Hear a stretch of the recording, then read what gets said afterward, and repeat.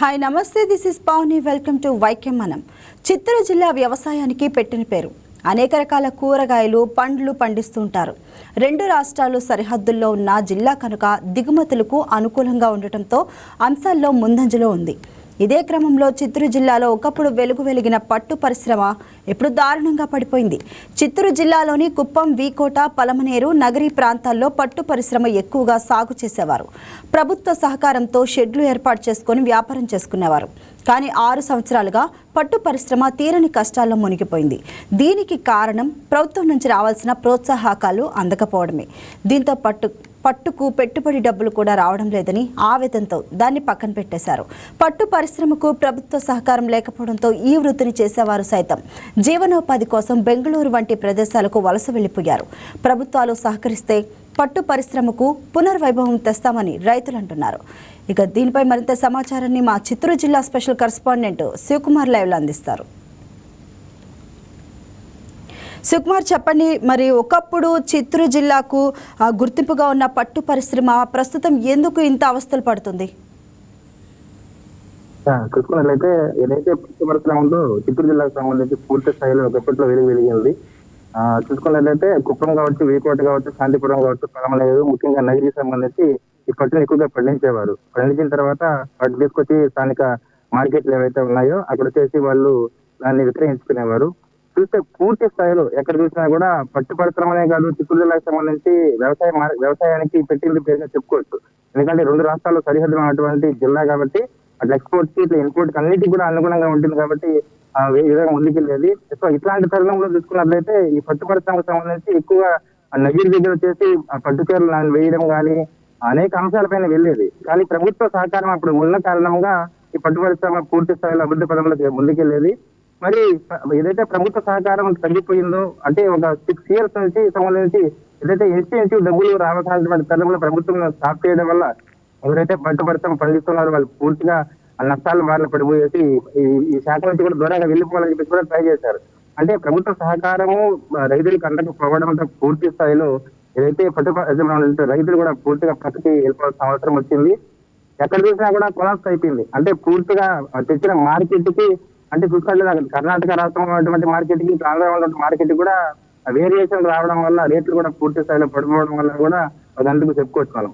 మరి ప్రభుత్వం 6 సంవత్సరాల నుంచి ఇవ్వాల్సినటువంటి ఇన్సెంటివ్ ఆపేయడం వల్ల కూడా రైతులు ఎంతో మంది నిరుత్సాహపడిపోయి కూడా ఈ వృత్తి నుంచి బయట వచ్చేసారు. వచ్చిన రైతులు పూర్తి స్థాయిలో కూడా అట్లా ఉన్నటువంటి రాష్ట్రం పక్క రాష్ట్రం ఉన్నటువంటి కర్ణాటకకి వలస వెళ్ళిపోవడం, అనేక అంశాలు వెళ్ళిపోవడం, అంటే వాళ్ళ వృత్తిని వదిలేసి ఆ పక్క వృత్తుల్లోకి వెళ్ళిపోవడం, ఇట్లా అనేక అంశాలకు సంబంధించి రావడం జరిగింది. సో అదొక కారణంగా మనం ఇక్కడ చెప్పుకోవచ్చు. శివకుమార్, అంటే ప్రభుత్వం నుంచి సహకారం అలానే సబ్సిడీలు ఏ విధంగా వస్తున్నాయి వారికి? అంటే ఒక కేజీకి ఇంకా డబ్బులు అని చెప్పి ప్రభుత్వం అప్పుడు ఇచ్చేదన్నమాట వాళ్ళకి. అంటే 10 రూపాయలు అట్లా చూసుకుని ఇచ్చేవారు.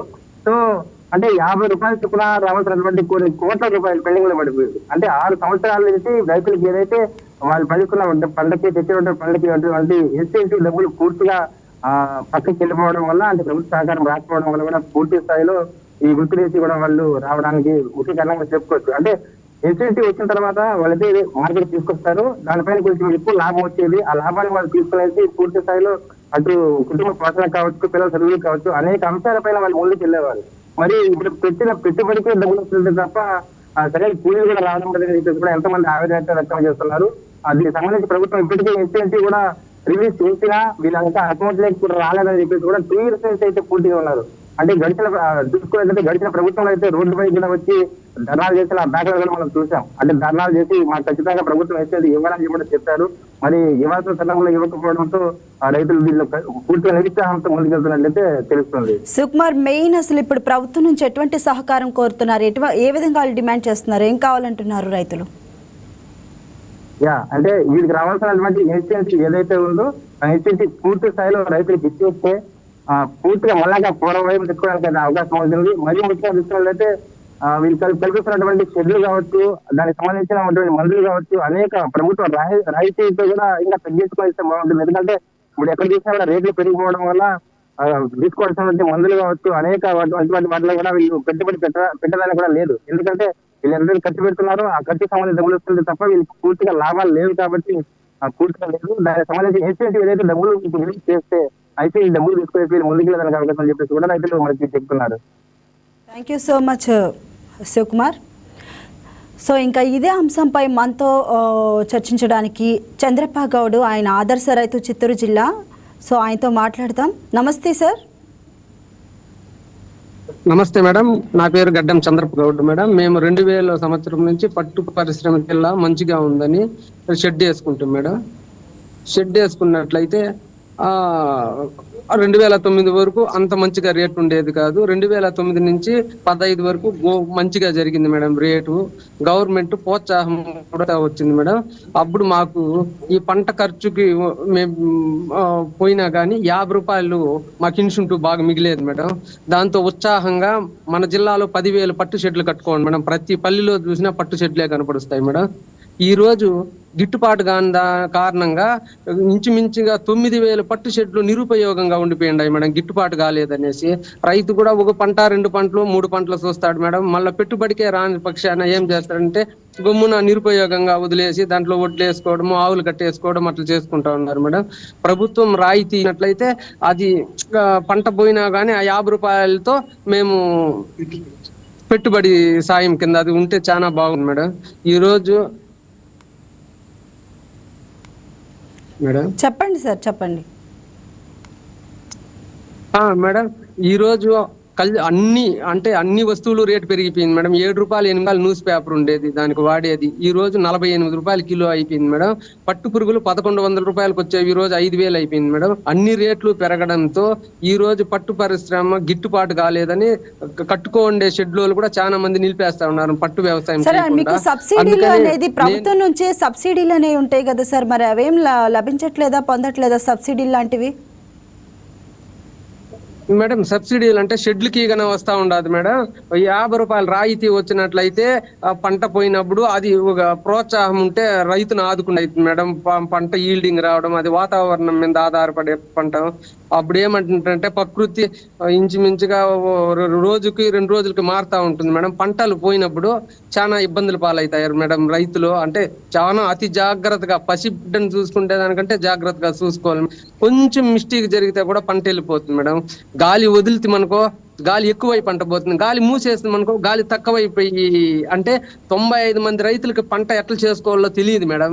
అంటే ఆకేస్తే పంట వచ్చేస్తుంది, షెడ్ కట్టేస్తారు మేడం. 2-3 పంటలు పోయింది అనుకోండి, గిట్టుబాటు కాలేదని గమ్మున నిలిచిపోతా ఉన్నారు మేడం. ఎస్ చంద్రప్ప గారు, మీరు లైన్లోనే ఉండండి, మనం ఇంకొక గెస్ట్ ఉన్నారు, వారితో మాట్లాడదాం మనం.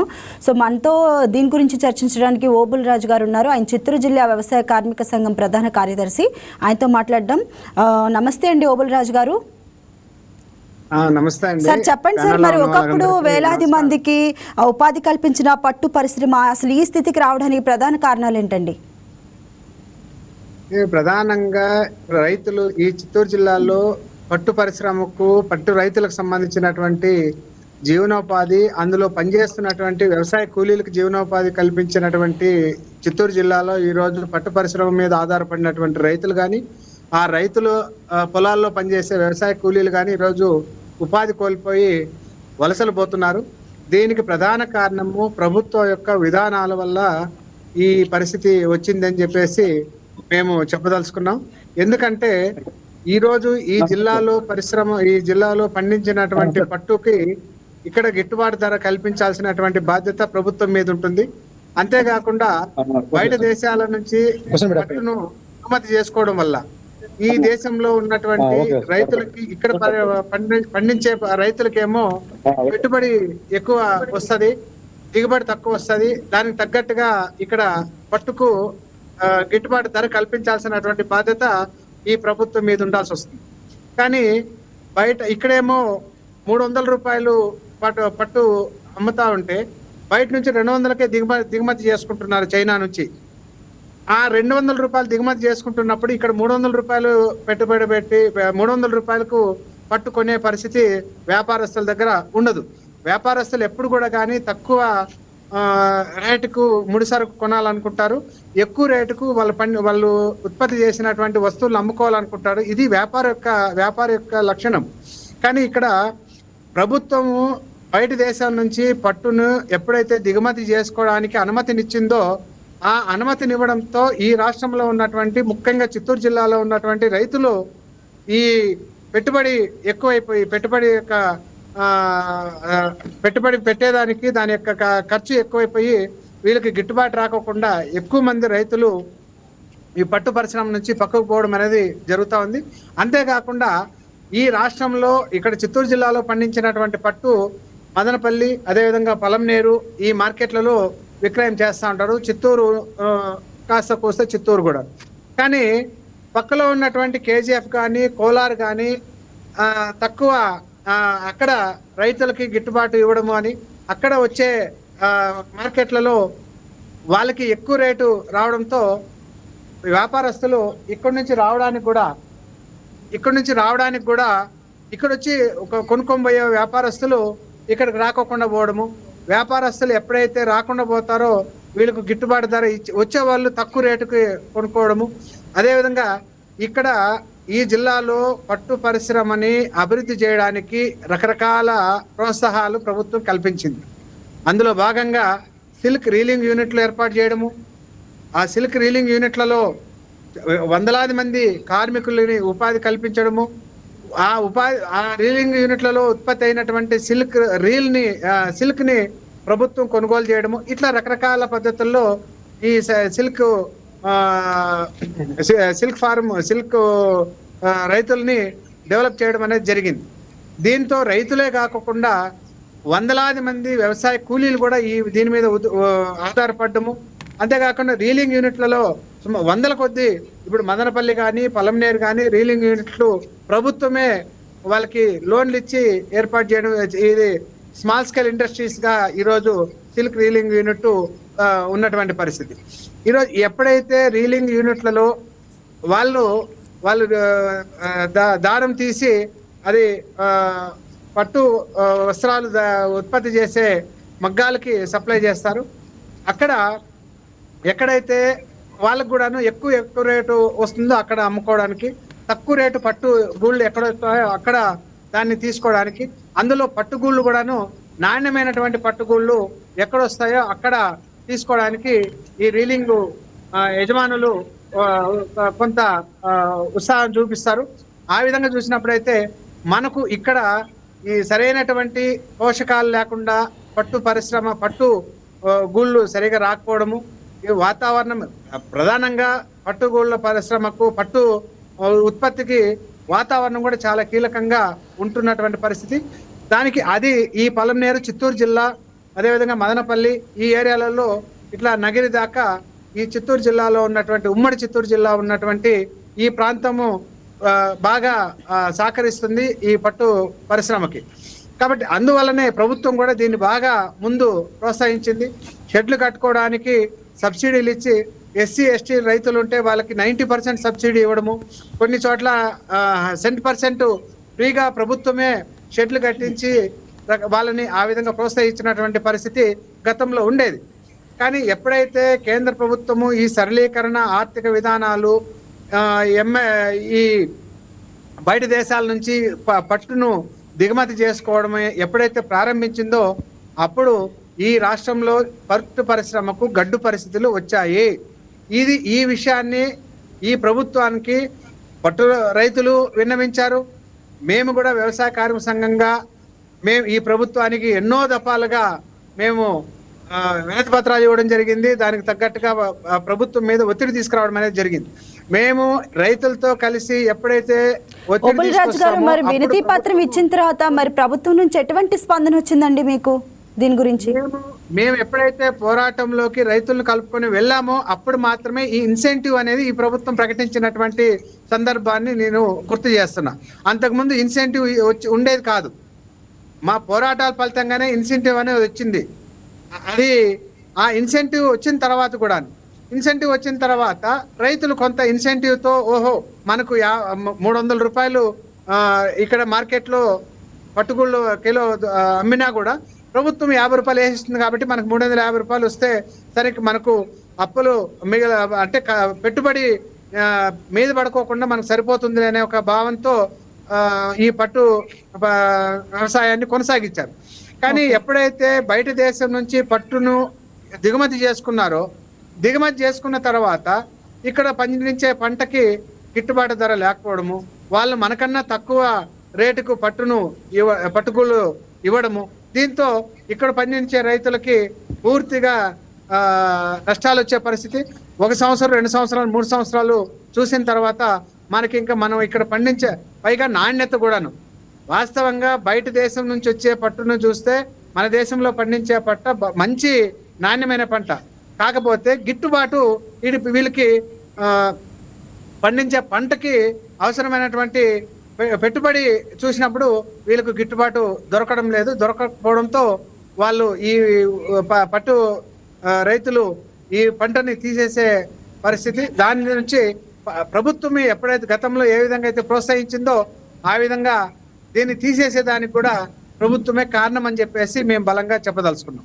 ఓకే, ఓబుల్ రాజు గారు మీరు లైన్లోనే ఉండండి. చంద్రప్ప గౌడ్ గారు మీరు చెప్పండి, అంటే ఒక రైతుగా మళ్ళీ పట్టు పరిశ్రమ పూర్వ వైభవంకి రావాలి అంటే ఏం చేయాలంటారు? మీ వాయిస్ రావట్లేదండి, ఒకసారి చూడండి, మ్యూట్లో ఉన్నట్లుంది, అన్మ్యూట్ చేయండి.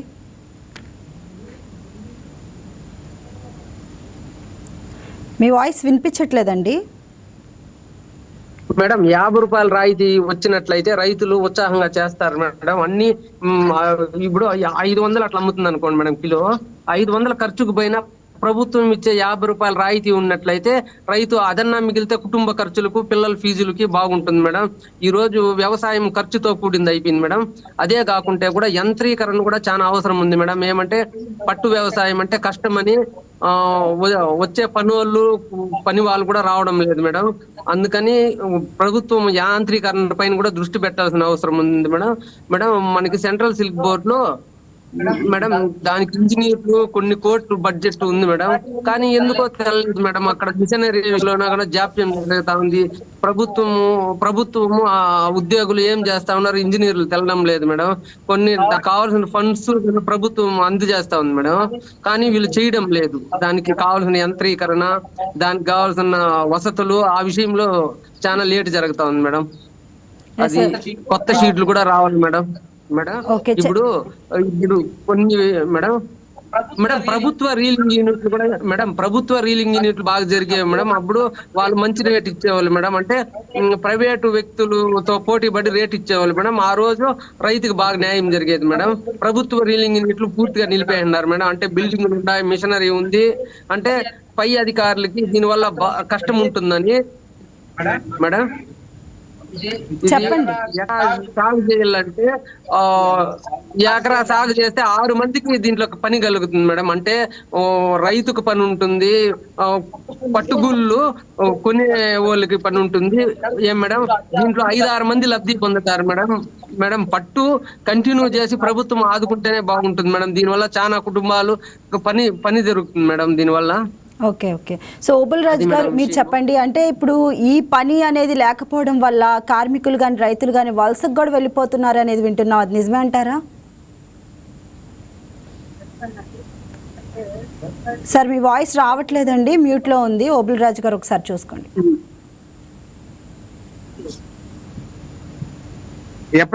ఎప్పుడైతే ఈ పట్టు రైతులు తమ పట్టుని పండించేది ఎప్పుడైతే లేకుండా చేస్తారో ఆటోమేటిక్ గా వ్యవసాయ కూలీలకి అక్కడ రైతులు పనిచ్చే పరిస్థితి లేదని, అందువల్ల వ్యవసాయ కూలీలు రైతులు వేరే వృత్తిలోకి పంట ఉంటుంది కాబట్టి వాళ్ళు దాన్ని వేరే పంటలు పండించుకోవడానికి పనిచేస్తారు, లేదంటే కౌలుకి ఇచ్చుకుంటారు. కానీ ఈ రోజు ఉన్నటువంటి పరిస్థితుల్లో వ్యవసాయ కూలీలు మిగతా పంటలు పండించేదానికి అంత మంది అవసరం ఉండకపోవచ్చు, కానీ దీనికి ఎక్కువ మంది కూలీలు కావాలి కాబట్టి ఈ పంట తీసేసిన తర్వాత ఆ కూలీలకు అందరికీ పని కల్పించే పరిస్థితి లేదు. కాబట్టి ఇక్కడ నుంచి బయట రాష్ట్రాలకి పక్కలో ఉన్నటువంటి బెంగళూరుకి కానీ ఇటు చెన్నైకి కానీ వ్యవసాయ కూలీలు ముఖ్యంగా ప్రధానంగా చిత్తూరు జిల్లా కుప్పం నుంచి ప్రతిరోజు ఒక ట్రైన్ పూర్తిగా వ్యవసాయ కూలీలు బెంగళూరుకి వలస వెళ్తున్నారు. సుమారు 50,000 మంది చిత్తూరు జిల్లా కుప్పం నుంచి బెంగళూరుకి వలస వెళ్తున్నారు ప్రతిరోజు అని అంటే ఇది నమ్మశక్యం కాదు, కానీ ఇది వాస్తవం కూడా.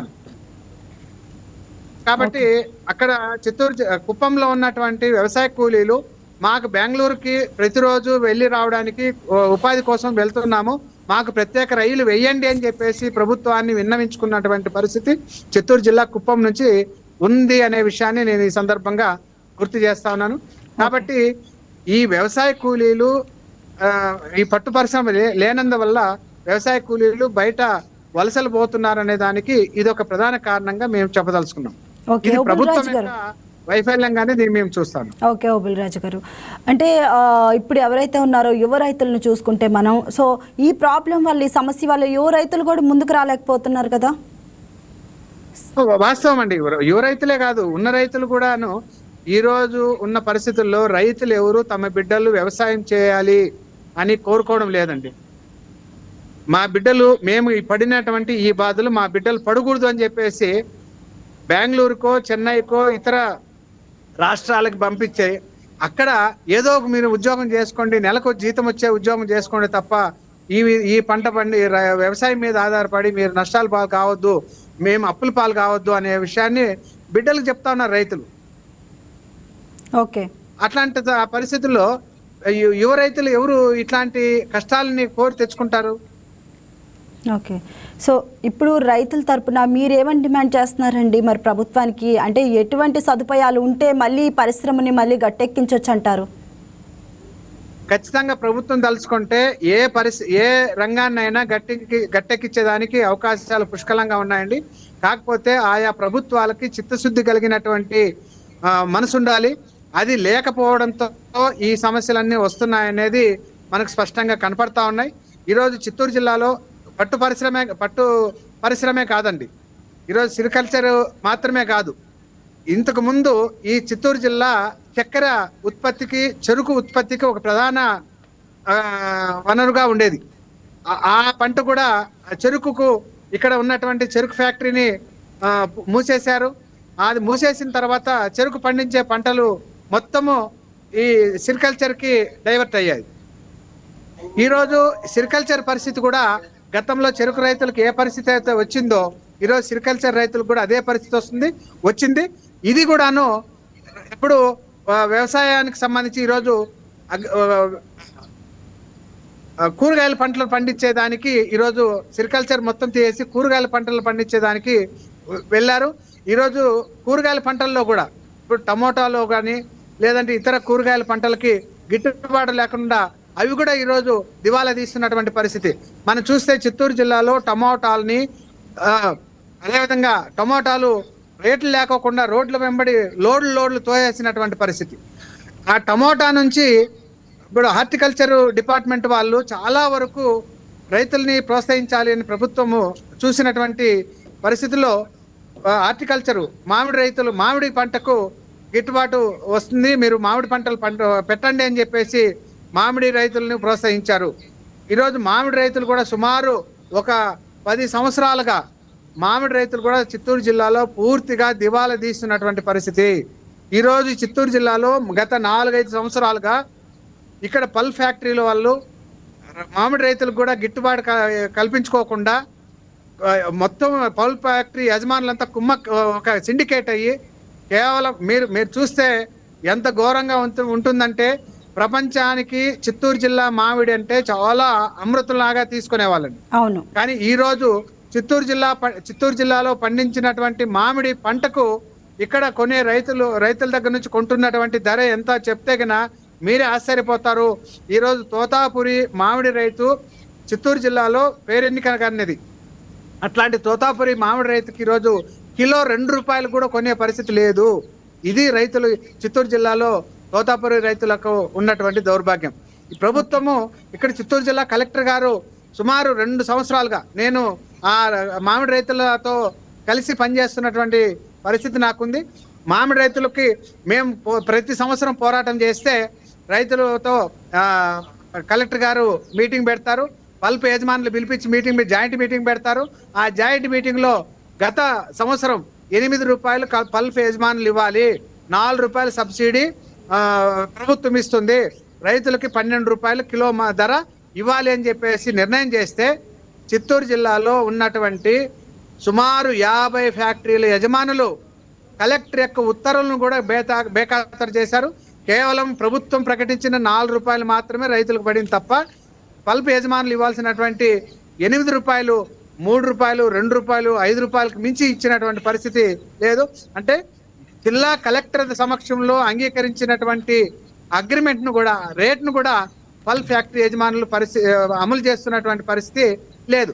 కానీ ఒక యజమాని తమ కలెక్టర్ ఉత్తర్వుల్ని, ప్రభుత్వ ఉత్తర్వులను అమలు చేయకపోతే ఆ యజమాని మీద చర్య తీసుకునే అధికారం కలెక్టర్ గారికి ఉన్నప్పటికీ ఇక్కడ అది జరగడం లేదు. ఎందుకంటే ఇక్కడ రైతులు ప్రభుత్వంలో ఉన్నటువంటి వాళ్ళే రైతులుగా ఉన్నారు. కాబట్టి ఇక్కడ ప్రభుత్వం అధికారులు ఆ ప్రభుత్వంలో ఉన్నటువంటి నాయకుల మీద చర్య తీసుకోవడానికి వెనకడుగేస్తున్నారు. ఇది కూడా ప్రధాన కారణంగా ఈరోజు రైతులకు గిట్టుబాటు రాకోకుండా పోవడానికి ప్రధాన కారణంగా ఈరోజు ప్రభుత్వంలో ఉన్నటువంటి నాయకులే పల్ప్ యజమానులుగా ఉండడం అనేది ఒక కారణంగా కనిపిస్తా ఉంది. ఓకే, సో చంద్రప్ప గౌడ్ గారు మీరు చెప్పండి, అంటే ఇప్పుడు ఈ రైతులు, ఇప్పుడు ఉన్న పట్టు రైతులు మరి వృత్తిని వదిలేసేస్తే మరి గ్రామీణోపాధి పైన ఎటువంటి ప్రభావం పడుతుందండి? వినిపించట్లేదండి, మీ వాయిస్ వినిపించట్లేదు నాకు. చంద్రప్ప గారు మ్యూట్లో ఉన్నట్లుందండి. మేడం నేను విలువైన సందేశం చెప్తాను మేడం.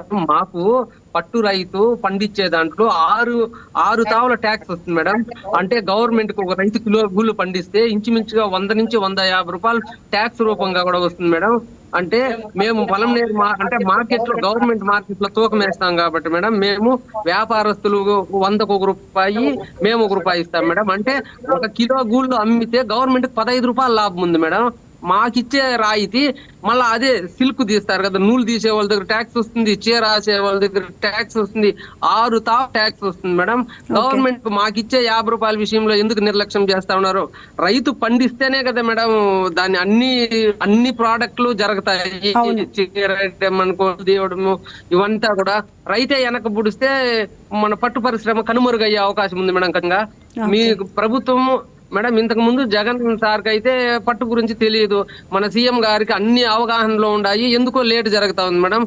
ఇతను వస్తే ఏమన్నా మా జీవితాలు బాగుపడతాయేమో అని మేము కలలు కన్ని రోజులు ఉన్నాయి. ఎందుకంటే కుప్పంలో సెరికల్చర్ 30% ఉంది మేడం. అంటే అతనికి అవగాహన ఉంటుంది, అతను ఇస్తాడు, మాకు మళ్ళా మంచి రోజులు వచ్చింది. 2 సంవత్సరాలు పూర్తయినా మాకు మంచి రోజులు రాలా మేడం. ఎదురు చూస్తా ఉన్నాం మేడం. ఈ అధికారిని కలవడము, కలెక్టర్ గారిని కలవడము, మాకు 50 రూపాయలు ఇంచుంటూ రావాలని. అదే కాకుండా కూడా ఇంకొక ఇది జరుగుతా ఉంది మేడం. పట్టుగూళ్ళ మార్కెట్ పండించుకొని పోయినవి కూడా మేడం ఇక్కడ ఏఆర్ఎం అని ఉండదు మేడం. వాళ్ళకి రోజుకి 2 టన్ను నుంచి 2 టన్నులు కావాలి మేడం. వాళ్ళు ఏం చేస్తా ఉన్నారంటే వాళ్ళతో కుమ్మక్కయ్యి మాకు కేజీ మీద 100 రూపాయల రేటు తగ్గిపోతా ఉన్నాం. దానికి కలెక్టర్ సార్ని 2-3 సార్లు కలిస్తే ఈ రోజు కూడా అపాయింట్మెంట్ ఉండింది. ఏం జరిగిందో తెలియదు, మాకు వాయిదా పడిపోయింది మేడం. మేము 200 మంది రైతులు బయలుదేరింటాం బస్సులు ఎత్తుకొని. వాళ్ళు సడన్ గా ఈ రోజు సారు బిజీ షెడ్యూల్ ఉన్నాయని మేము మేము మా సమస్య చెప్పుకునేదానికి కూడా లేకుండా అయిపోతా ఉంది మేడం. అందుకనేసి మీ న్యూస్ ద్వారా అన్న తెలిసి ప్రభుత్వం కళ్ళు తెరుచుకుంటుందేమో అనుకుంటా ఉన్నాం మేడం. ఏమంటే పట్టు శ్రమ కనుమరుగైపోకుండా చూసుకోవాలి మేడం ప్రభుత్వాలు. ఎందుకంటే ఇంతకు ముందు ఇచ్చిన రాయితీలు వాళ్ళ హెల్ప్ తోనే షెడ్లు కట్టుకుంటుంది. ఈ రోజు వేళ్ల షెడ్లు నిరుపయోగంగా మారిపోయింటాయి మేడం. ఉన్న అధికారులు కూడా రైతులకు కావాలన్న అవగాహన లోపం వల్ల కూడా తగ్గిపోతా ఉంది మేడం. రైతులు అమాయకులు మేడం, సబ్జెక్ట్ ఉండదు. ఓకే చంద్రప్ప గారు అలానే ఓబుల్రాజు గారు, మేము కూడా ఖచ్చితంగా ప్రభుత్వం దీని గురించి పట్టించుకోవాలి, ఆ పట్టు పరిశ్రమ అనేది మళ్ళీ పూర్వవైభవానికి రావాలి అని అయితే కోరుకుంటున్నామండి వైకే టీవీ తరపు నుంచి. థ్యాంక్స్ అండి జాయిన్ అయినందుకు. సో చూసారు కదా, ఇది వాళ్ళ వైకే మనం. రేపటి ప్రోగ్రాంలో మళ్ళీ కలుద్దాం. That's all for now. Keep watching YK news Telugu వారి గుండె చప్పుడు.